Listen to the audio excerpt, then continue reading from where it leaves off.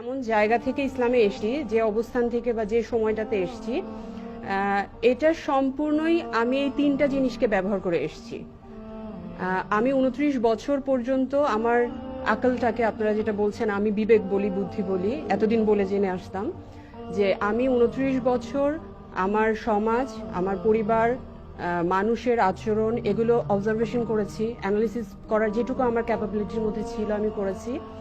29 বছর পরে এসে আমি এই 29 বছর অন্যান্য ধর্মগ্রন্থ পড়েছি। আমি হিন্দু ধর্মে তো জীবনযাপনই করেছি।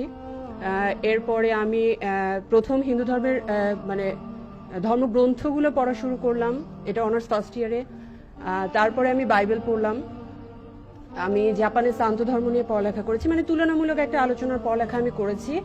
এবং 2012 সাল পর্যন্ত আমি এই ডিসিশনে আসলাম যে এগুলো মানুষের লেখা বই, তার মানে ওগুলো সম্পর্কে আমি একটা ডিসিশনে ফাইন্ডিংসে আসতে পারলাম।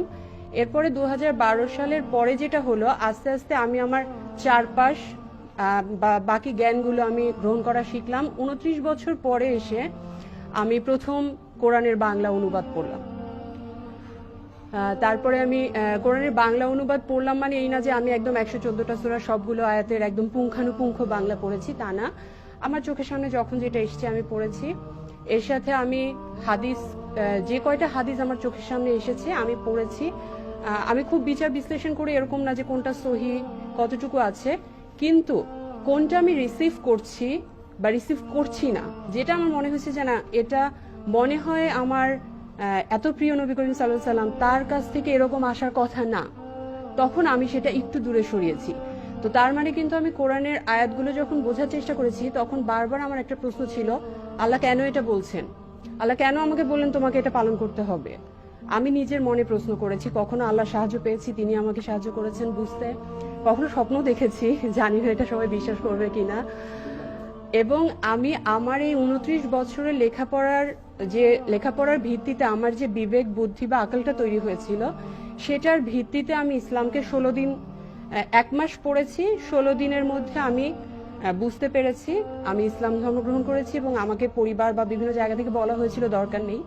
তো তারপরে আমি তখন আমি প্রোটেস্ট করতে পেরেছি যে না, আমি আল্লাহকে চিনেছি, আমি বুঝেছি আল্লাহ কেন এই বিধানগুলো দিয়েছে, আমি নবী করিম সাল্লাল্লাহু আলাইহি সাল্লামকে ভালোবাসতে পেরেছি, আমি বুঝেছি উনি আমার ভালোর জন্যই এতগুলো কথা বলে গেছেন।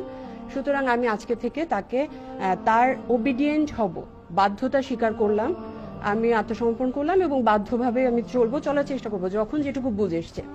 তো এক্ষেত্রে যে প্রবলেমটা হয়েছে, আমি অনেক কিছু বলার চেষ্টা করেছি, অনেকে অনেক রকম আমাকে যে নসিহত করার চেষ্টা করেছে।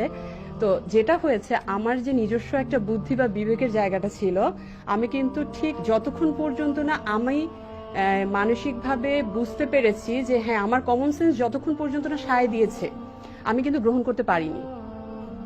হয়তো সে আমার ভালোর জন্য বলেছে, কিন্তু আমি পারিনি।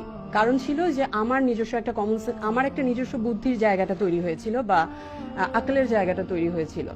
তো আমার পুরো প্রসেসটাই কিন্তু এসছে এভাবে। আমি কিন্তু বারবারই বলছি, আমার মা, বাবা, শ্বশুর, শাশুড়ি, আত্মীয় স্বজন, হাজবেন্ড, অনেকে ভাবে আমি বিয়ে করেছি দেখে ইসলাম গ্রহণ করেছি। বিষয়টা এরকম না। এটা হলে আমি 2012 সালেই করতাম, আমি 2017 সাল পর্যন্ত আমার লাগতো না। সো আমার পুরো বিষয়টা এসছে, আমি যেমন আজকে প্রথম ফিকা নিয়ে, তারপরে কিয়াস, ইজম, এগুলো নিয়ে, বা আরবি গ্রামার, আরবি ভাষাও আমি খুব ভালো জানি না। সো এগুলো নিয়ে কিন্তু আমার ইসলাম গ্রহণে কোনো সমস্যা হয়নি। আমার কিন্তু এই তিনটা জায়গায় কিন্তু এত স্ট্রংলি হয়তো বা হতে পারে আল্লাহ চেয়েছেন, আল্লাহ মানে অবশ্যই আল্লাহ চেয়েছেন, সে কারণে আমি পেরেছি। আল্লাহ সাহায্য করেছেন প্রতি মুহূর্তে।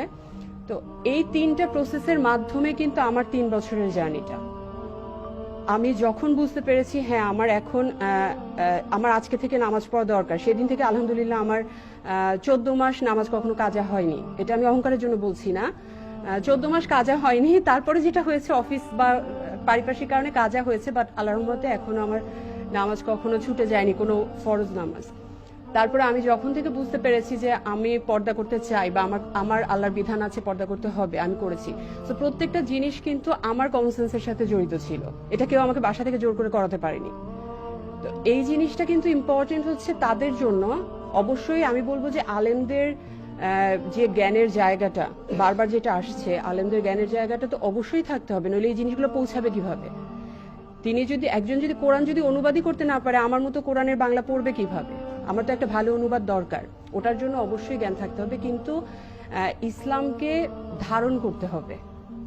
আমাদের কোরআনে আয়াতে আল্লাহ কি বলতে চেয়েছেন আমি যেটা বুঝি, যেমন আমার একটা হাদিস আমার সামনে আসলো, আমি একদিন আমার খুব কষ্টের একটা কথা একজনের সামনে বলছিলাম, মানে আমার জীবনের সবচেয়ে মানে স্যাডেস্ট পার্ট ছিল ওটা। তো আমি আমার ফ্রেন্ডকে বলছিলাম, তো বলতে বলতে কথা মাঝখানে উঠে চলে গেল।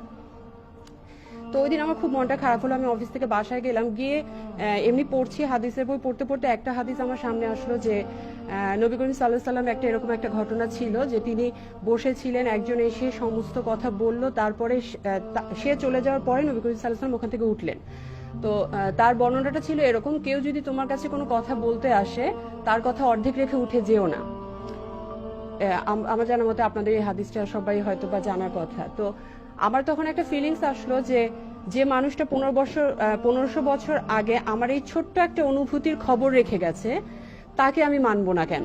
বা তার কথা আমি কেন মানে শুধুমাত্র লজিক দিয়ে চিন্তা করব, ভালোবাসার জায়গাটা কেন নাই ওখানে? তো এই ছোট্ট একটা বিষয় কিন্তু তার প্রতি আমার ভালোবাসা হয়তো আমার মা বাবা সন্তান স্বামী সবার চেয়ে বেশি করে দিতে পেরেছে। তো আল্লাহ তো বলেছেই ওটা যে তোমাদের যখন পুত্র সন্তান স্বামী পিতা এদের চেয়ে যখন আমাকে ভালোবাসবে বেশি, তখনই তোমাদের কবুল করা হবে বা এরকম বা যাই হোক।